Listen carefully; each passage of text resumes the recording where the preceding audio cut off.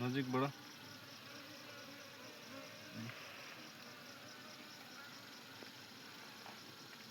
यो घारबाट चाहिँ यो आधुनिक घारमा चाहिँ अब मौरी सारिँदैछ है त मित्रहरू।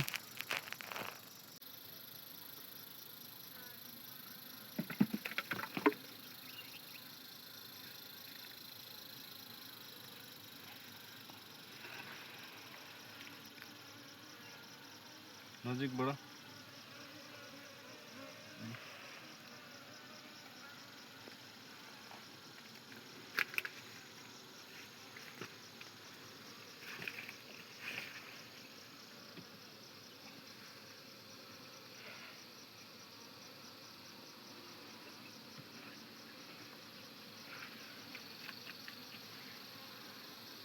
गर्ने एकदम नजिकबाटै गर्दैछ।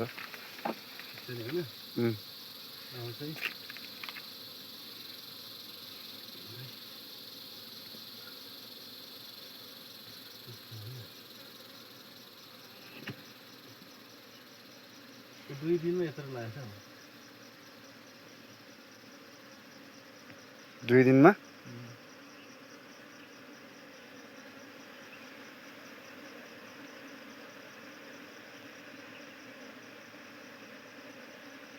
म काट्नलाई सुरु हुनलाई सेछ।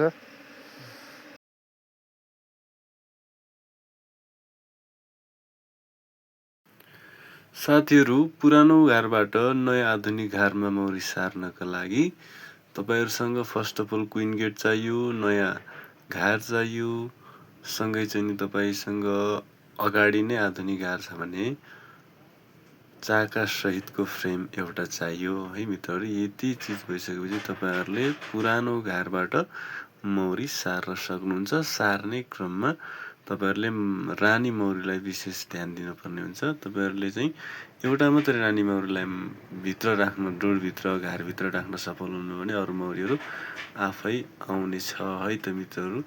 सँगै तपाईहरुले चाहिँ यो रानी मौरी भित्र लगाइसकेपछि ढकनीमा चाहिँ घारको माथिल्लोपट्टि ढकनीमा चाहिँ बार भएको हुन्छ नि, त्यो जाली भएको प्रयोग गर्नुपर्ने हुन्छ। यदि त्यो प्रयोग भएन भने चाहिँ रानी मौरी घरमा नपराएर चाहिँ नि जान सक्छ है त, भाग्न सक्छ। मैले चाहिँ आज 2 पल्ट भागेर चाहिँ रानी मौरी चाहिँ लगाएर एकदम सकुशलसँगलाई चाहिँ पुरानो घारबाट नयाँ घारमा सार्न सफल भएको छु मित्रहरू। यस्तै मौरी र कृषि सम्बन्धी भिडियो हेर्नका लागि चाहिँ मसँग जोडिँदै गर्नुहोला भन्न चाहन्छु मित्रहरू। थप जानकारीका लागि चाहिँ कमेन्टहरू गर्न सक्नुहुन्छ है त मित्रहरू।